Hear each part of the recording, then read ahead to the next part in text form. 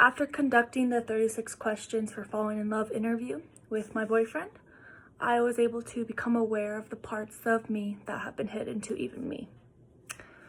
The more I spend in this course, the more stuff I discover about myself, and I love it.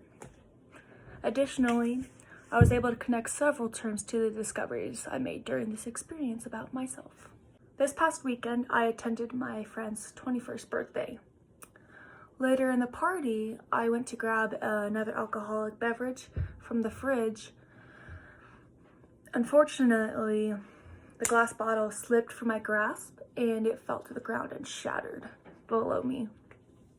Normally, I'm very well composed and organized and not clumsy.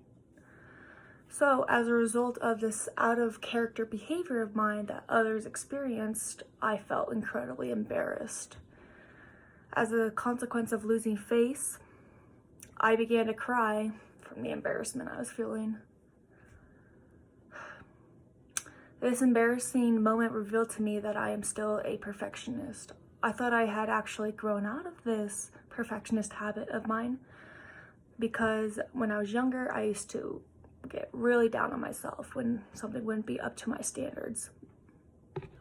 During this part of the interview, I was able to connect the terms face and embarrassment to this answer because when I behaved in the way that I don't normally, me being clumsy, I placed myself in a situation I wasn't used to, which increased my anxiety levels.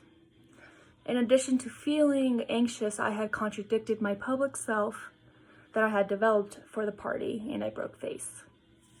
This experience resulted in me experiencing an intense feeling of embarrassment to the point that I began to expel tears. I'm a very emotional person, as you guys can tell. Furthermore, I was able to connect emotional intelligence to this because, back to the perfectionist point, I realized that after I improved my emotional intelligence, I was able to control my emotions at a better level. Before I became more emotionally intelligent, I allowed my emotions to consume me. And during moments in which I was overly frustrated because something of mine was not perfect in my perspective, I would break down in tears or become extremely angry with myself and put myself down.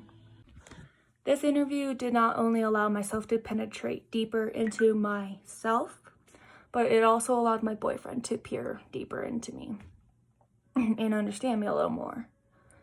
After the interview, Chris, my boyfriend, and we had a discussion about my most terrible memory, which is in relation to my mental health and something I am really hesitant to talk about, especially with someone who has no experience with mental health, because it's hard for them to understand the feelings that are common to those with depression and anxiety and even suicidal thoughts. Besides that,